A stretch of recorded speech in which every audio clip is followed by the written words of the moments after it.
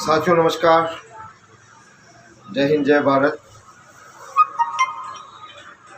मैं एडवोकेट भरत कुमावत, महाराणा प्रताप की धरती मेवाड़ उदयपुर से।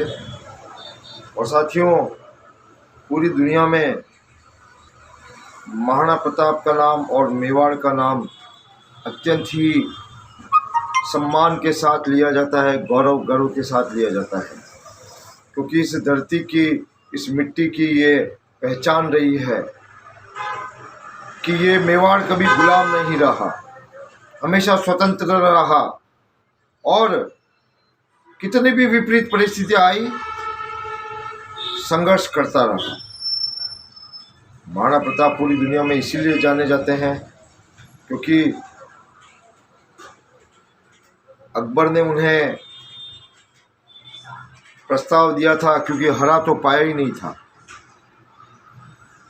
मेवाड़ के लड़ाके बड़े ज़बरदस्त लड़ाकों के रूप में माने जाते थे और इसी एक बाबूजी ने दोहा लिखा, उससे आपको पता चलेगा कि मेवाड़ के लोगों की क्या खासियत है। नारी जिद जौहर करे, अरे नारी जिद जौहर करे और नर सर देवन री होड़, मरण अठे एक मस्खरी मेवाड़ा चित्तौड़। यहाँ की हमारी माताओं बहनों ने जौहर करना स्वीकार किया, लेकिन कभी किन्हीं दुश्मनों के हाथ आना स्वीकार नहीं किया। करोड़ों देवियां आग में कूद पड़ी, लेकिन दुश्मनों के आगे सरेंडर नहीं किया। और जब सैनिक लड़ने जाते थे तो होड़ रहती थी कि मैं मेरा सर पहले दूंगा, मैं मेरा सर पहले दूंगा। नर सर देवन री होड़। और मृत्यु तो यहाँ के वीरों में एक मस्करी के समान थी, क्योंकि इस भाव से जीते थे यहाँ के लोग कि शरीर तो पुनः मिल जाएगा, लेकिन स्वाभिमान, आत्मसम्मान को खोकर कोई भी चीज़ मंजूर नहीं थी। तो ऐसी धरती से हम आते हैं और हमारा भी एक संकल्प है कि आज हमारे देश के करोड़ों निवेशक लोग, ठगी पीड़ित लोग अन्याय अत्याचार को से पीड़ित हैं और इनको न्याय दिलाने की, इनको भुगतान दिलाने की जो कोशिश है, जो संकल्प है, वो हमारा है। और आज देश भर में सारे लोग भुगतान चाहते हैं, न्याय चाहते हैं। हजारों कार्यकर्ता हमारे संघर्ष कर रहे हैं, लेकिन दुर्भाग्य है कि करोड़ों निवेशकों को न्याय दिलाने के लिए केवल कुछ हजार लोग ही सक्रिय हैं। इसलिए हमारा प्रथम उद्देश्य ये रहना चाहिए कि जो भी लोग मोर्चे पर अपना तन मन धन लगाकर, समय लगाकर काम कर रहे हैं, उनका मनोबल बढ़ाया जाए, उनका उत्साह बढ़ाया जाए। और अगर नहीं बढ़ा पा रहे हैं तो कम से कम मेरी हाथ जोड़कर विनती है कि साथियों देखो, कोई भी दूध का धुला नहीं है, कोई भी सर्वगुण संपन्न नहीं है। कमियां सब में होती है, मुझ में भी है, सब में है, लेकिन हम नेक नियत से न्याय के लिए लड़ रहे हैं और करोड़ों लोगों को न्याय दिलाने के लिए लड़ रहे हैं। इसलिए साथियों, कम से कम काम करने वालों का मनोबल गिरे ऐसा कोई काम ना करें। आप भले ही साथ ना दें, घर बैठ जाए चुपचाप, लेकिन सोशल मीडिया पे ज़बरदस्ती उठपटांग बात नहीं करें, अफवाह नहीं फैलाएं और काम करने वालों का मनोबल नहीं तोड़ें। एक और दूसरा, बहुत ही सहजता से हम ये लड़ाई लड़कर जीत भी सकते हैं। इसके लिए सर्वथा हमें जो आवश्यकता है वो है जनसंपर्क की, जनसंवाद की और निवेशक और एजेंट, अभिकर्ता, एडवाइजर्स के मजबूत संबंधों की। आज सबसे बड़ी कमी ये है हमारी आंदोलन की कि निवेशक और एजेंट्स आपस में कहीं ना कहीं खींचातानी के भाव में हैं। इसलिए अगर हमें हमारी ताकत को बढ़ाना है तो निवेशकों और एजेंट्स को दोनों को समझना पड़ेगा कि सह अस्तित्व से ही ये लड़ाई लड़ी जा सकती है।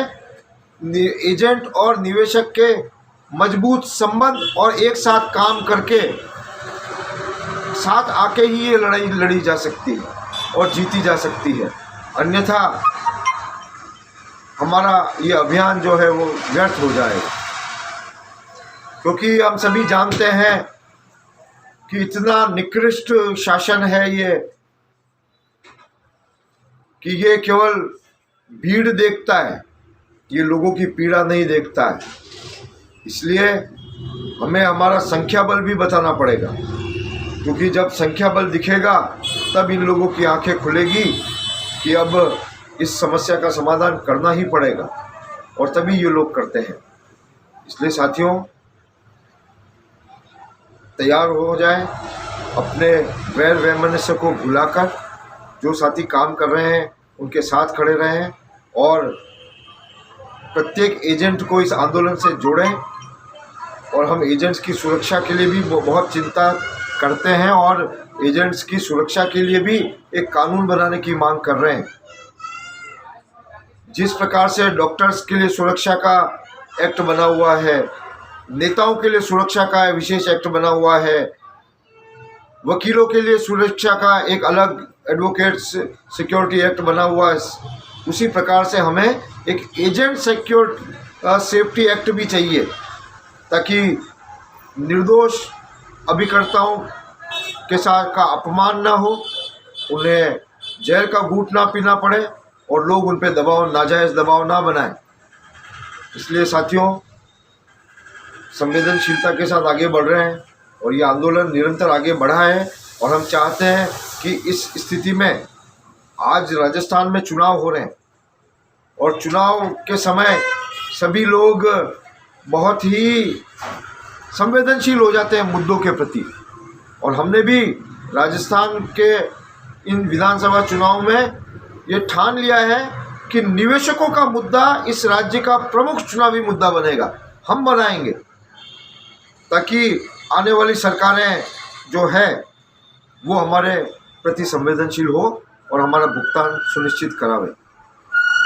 और साथियों, सबसे कारगर ब्रह्मास्त्र अगर हमारा कोई रहेगा जीत में, तो वो ये मोबाइल रहने वाला है जो आपके हाथ में है। केवल दो ही काम करने हैं हमको, एक तो एजेंट्स को सक्रिय करना है और एजेंट्स अपने सारे निवेशकों की और का ग्रुप बनावे और ब्रॉडकास्ट लिस्ट बनावे, और जो भी आंदोलन अभी किया जा रहा है, जो भी सूचनाएं आती है, वो अंतिम निवेशक तक पहुंचाएं। और हम भी आज रणनीति बनाने जा रहे हैं उदयपुर में कि किस प्रकार से पूरे राज्य में एक साथ एक ही रणनीति पर काम किया जाए, जिससे कि आंदोलन मजबूत हो और हम अपनी ताकत को संगठित कर सकें। हमें हमारे संगठन की ताकत बढ़ानी है, हमें हमारे एजेंट्स और निवेशकों के संबंधों को मजबूत बनाना है और अपने आप को कुशल बनाना है, मोबाइल चलाने में कुशल बनाना है कि हम व्हाट्सएप ग्रुप बना सकें और हम ब्रॉडकास्ट लिस्ट बनाना सीखें। आसपास कोई भी मिल जाएगा, बहुत ही सरल काम है ये, एक बार आप कर लेंगे तो हो जाएगा, फिर बाद में खाली मैसेज ही भेजते रहेंगे। इसलिए थोड़ा कुशल हों, मोबाइल का सही इस्तेमाल करें और अंतिम निवेशक तक कोशिश करें कि हमारे संदेश, सूचना अंतिम निवेशक तक पहुंचे। और उसके साथ ही साथ हम हमारे समाज के प्रतिनिधियों को ज्ञापन देंगे। राजनीतिक जो लोग हैं, अपने संपर्क में, संबंध में हैं, संस्थाओं में काम कर रहे हैं, जो वकील है, एडवोकेट है, रिटायर्ड जज है, इनको भी अपना पैम्पलेट देवें और अपने मुद्दे से अवगत करावें।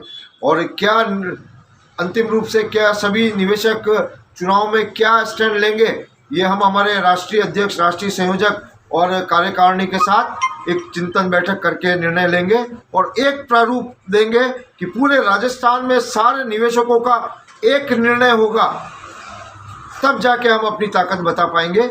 इसलिए 4 चरणों में ये अभियान होने वाला है। 4 सप्ताह हैं हमारे पास, चारों सप्ताह में एक एक काम करेंगे।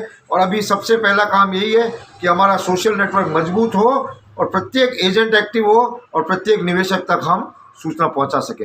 धन्यवाद। जय हिंद, जय भारत। बने रहें, जुड़े रहें, तैयार रहें।